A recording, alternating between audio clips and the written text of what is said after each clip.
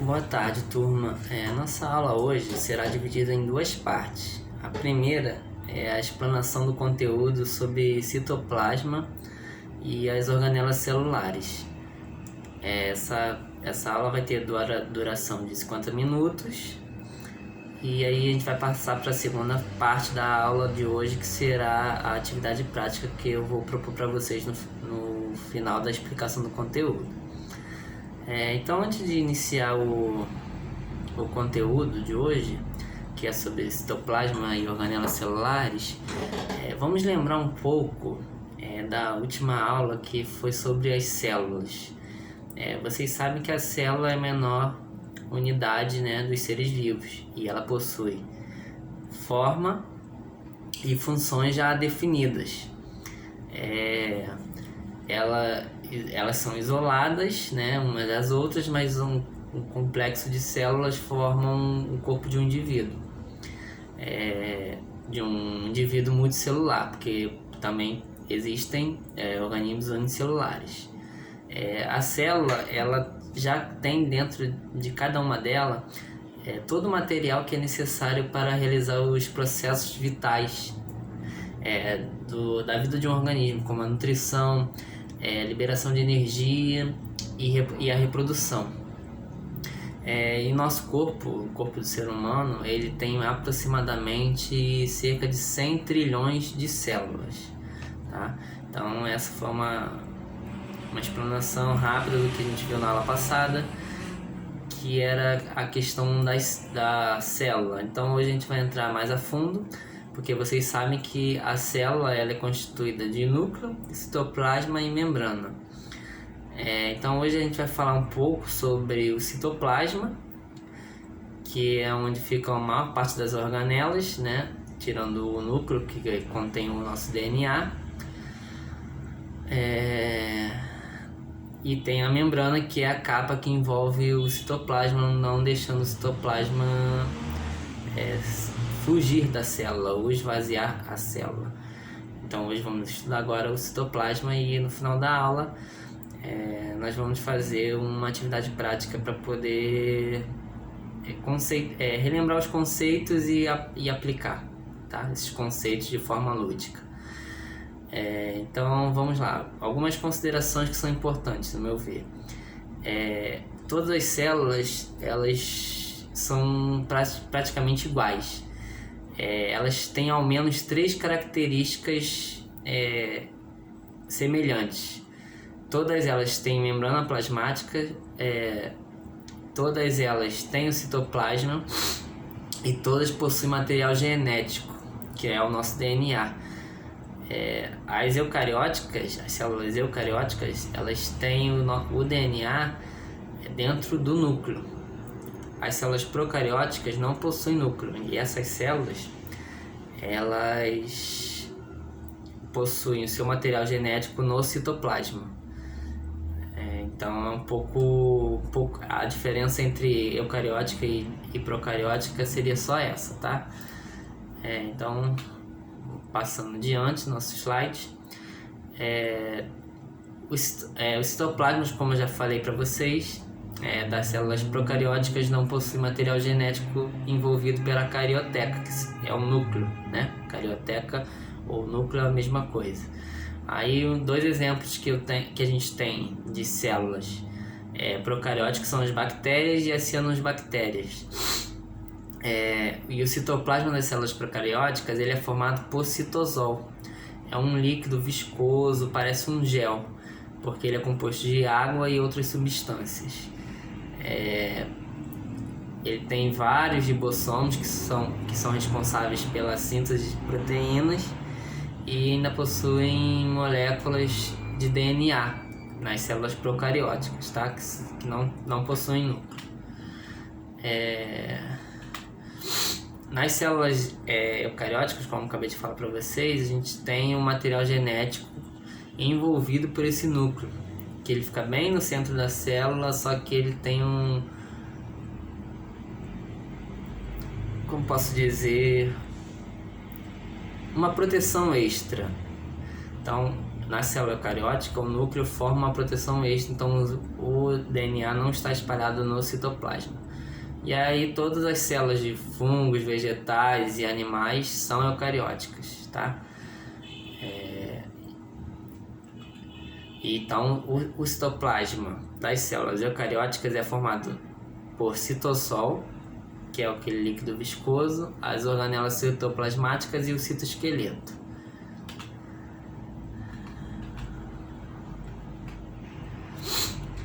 O que é o citossol? O citossol ele é um material gelatinoso, como eu expliquei para vocês, ele parece um gel, ele é viscoso, ele é rico em águas e substâncias que contêm as organelas celulares, ele tem ainda o citoesqueleto, e é no citossol que ocorrem as reações metabólicas da célula. Então tudo que a célula faz, síntese de proteína, respiração celular, tudo ocorre dentro do citossol, tá? E aí o citoesqueleto, que eu falei para vocês, ele está presente somente em células eucarióticas. Nas procarióticas não existe citoesqueleto, tá? E existe também as organelas celulares, que são presentes somente também em células eucarióticas, com exceção dos ribossomos, que também temos ribossomos nas células procarióticas. Aí vamos agora falar sobre o citoesqueleto. O citoesqueleto, qual é a função dele? A função dele é definir a forma e estrutura interna das células. Então ele faz com que a célula tenha aquele formato redondo que todos nós conhecemos. Então ele que dá aquele formato, é ele que define aquela forma, e ele organiza ainda a estrutura interna da célula, tá? E ele possibilita também o deslocamento de materiais do interior da célula, com movimentos celulares ciclose e movimento ameboide, são os dois nomes dos movimentos. Então ele possibilita, além de dar o formato da célula, ele possibilita o deslocamento do material genético, ou proteínas, ou lipídios dentro da célula, para poder a célula executar a sua função. Os componentes do citoesqueleto são os microfilamentos de actina, que são formados por uma proteína que é a actina e estão relacionados ao movimento celular. Temos os microtúbulos, que são formados pela proteína tubulina e estão relacionados também ao movimento celular e à manutenção da forma. Então esse microtúbulo está relacionado à manutenção da forma celular. E temos também no citoesqueleto os filamentos intermediários, que é constituído pela proteína queratina, e eles são relacionados à manutenção da forma celular. Então perceba, temos duas organelas do citoesqueleto que são responsáveis pela manutenção da forma, e temos duas também que são responsáveis pela manutenção do movimento. Então o conjunto dessas células forma o citoesqueleto, dessas organelas formam o citoesqueleto, que dão um movimento e a forma da célula, tá? Aí, como eu já disse para vocês, o citoesqueleto tem os movimentos ciclose e ameboide. Vamos falar um pouco sobre o movimento ciclose. Ele é uma denominação do contínuo movimento de organelas citoplasmáticas e substâncias do citossol. Ele é importante para a distribuição intracelular de substâncias. Então, assim, todas as substâncias que estão nas células, a distribuição dessas substâncias são feitas pelo movimento ciclose, que é um movimento do citoesqueleto.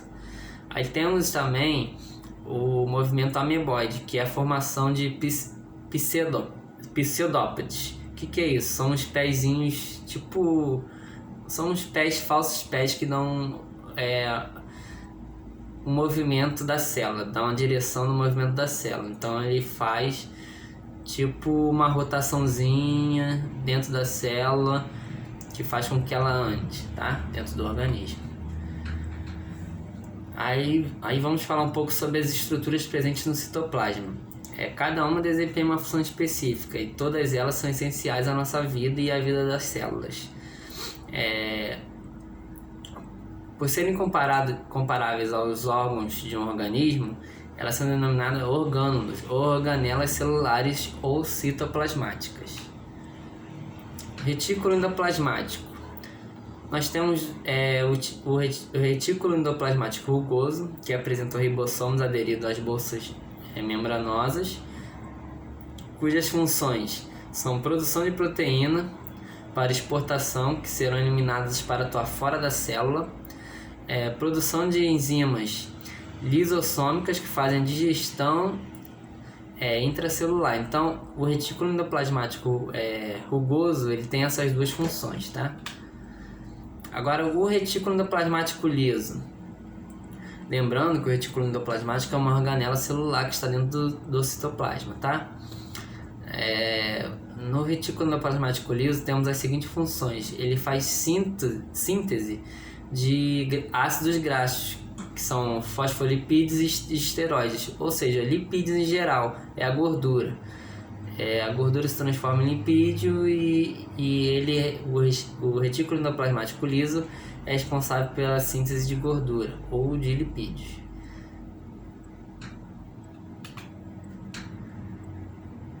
Então, as funções que são comuns ao retículo endoplasmático rugoso e ao retículo endoplasmático liso. Os dois fazem transporte de substâncias e fazem armazenamento de substância.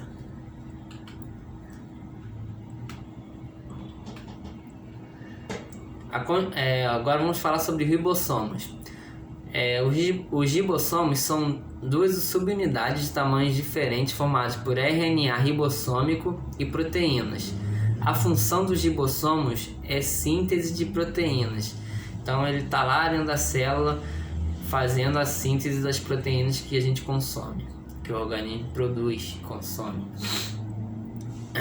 Complexo de Golgi ou complexo golgiense. Ele é composto por membranas, que são bolsas que parecem cisternas, que são achatadas e ficam empilhadas.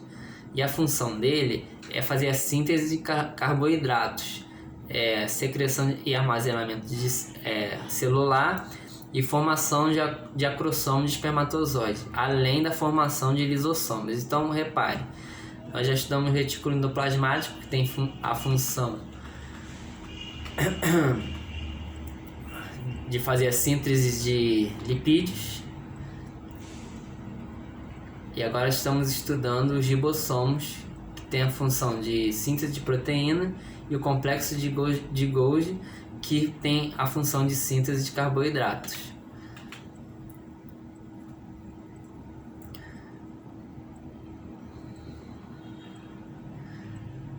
No complexo golgiense, nós temos o acrossomo. O que seria o acrossomo? O acrossomo é aquela cabeça do espermatozoide. Ela é uma vesícula presente naquela cabeça, que possui enzimas que degradam o envoltório celular do óvulo. Então, por esse motivo é que a gente consegue fecundar o óvulo.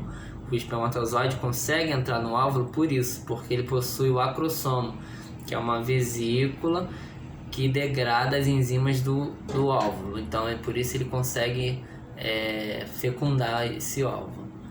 Aí nós temos os lisossomos, que seriam as bolsas membranosas, que tem função de digestão intracelular. Ela faz heterofagia e autofagia.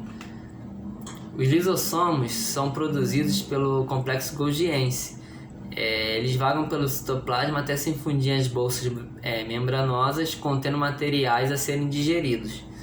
Enquanto essa fusão não ocorre, eles são denominados lisossomos primários, pois ainda não iniciaram sua atividade de digestão.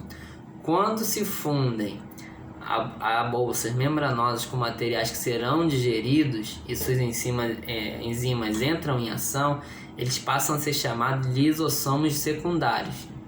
Então, os lisossomos podem ser primários ou secundários. Primários quando eles ainda não iniciaram sua atividade de digestão. Secundários quando eles já estão produzindo enzimas que serão digeridas. Aí eu falei para vocês também sobre a digestão intracelular, que pode ser heterofagia e autofagia. Vamos ver um pouco qual a diferença entre as duas. A heterofagia é um material a ser digerido pelos lisossomos que é proveniente do meio externo, que entra na célula por fagocitose.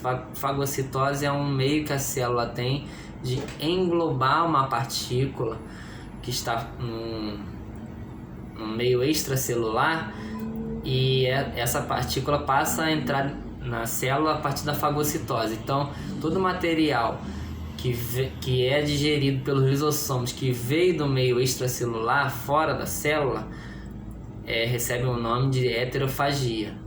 Autofagia é um material que provém do meio celular, podendo ser algumas organelas velhas ou organelas que sofreram apoptose, que sofreram morte celular. Então, a autofagia é quando o lisossomo libera enzimas para degradar ou sintetizar aquela organela que já é pertencente à célula, tá? Então, essa é a diferença de heterofagia e autofagia.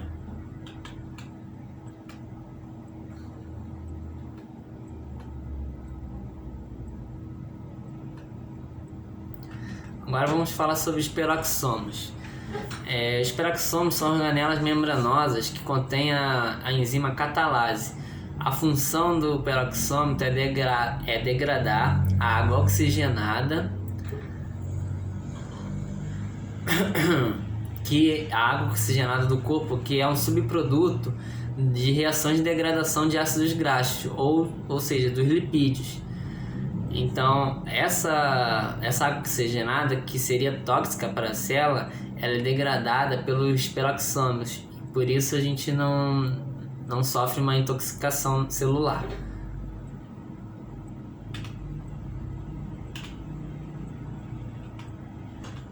Agora vamos falar agora da mitocôndria, que é uma outra organela celular importantíssima. Bom, a mitocôndria é uma organela que tem a função de realizar a respiração celular aeróbica da célula. O que seria essa respiração celular aeróbica? Ela produz ATP, ela produz energia. A respiração celular ela é dividida em 3 fases: a glicólise, ciclo de Krebs e cadeia respiratória. Então, algumas observações importantes sobre a mitocôndria.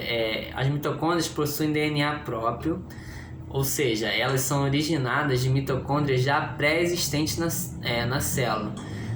As mitocôndrias são de origem sempre materna, e o surgimento dessa organela mitocôndria ela é explicada pela hipótese endossimbiótica, onde as mitocôndrias são descendentes de antigos seres procarióticos ou células procarióticas, que um dia se instalaram no citoplasma de células eucarióticas primitivas. Então, lá as primeiras células primitivas englobaram, por meio de fagocitose provavelmente, essas células procarióticas, e aí nessa célula continha a mitocôndria. Então ela acabou virando um aditivo nessa célula eucariótica, vamos dizer assim. É o que explica essa hipótese endossimbiótica. Agora vamos falar um pouco sobre uma organela que é de origem vegetal, que são os plastos. Os plastos só existem em células eucarióticas vegetais. E aí eles são divididos em cromoplásticos, que são plásticos com pigmentos vermelhos e amarelos, que são responsáveis pelas cores de flores, frutos e raiz. E os leucoplastos, que são plastos incolores, que armazenam amido em raízes e caules. E os cloroplastos, que são aqueles responsáveis pela fotossíntese, tá?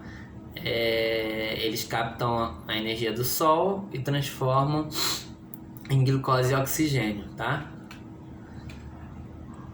Ainda temos mais uma organela, que são os vacúolos. Também são só de células vegetais. A função dele é armazenamento de substâncias úteis para o vegetal.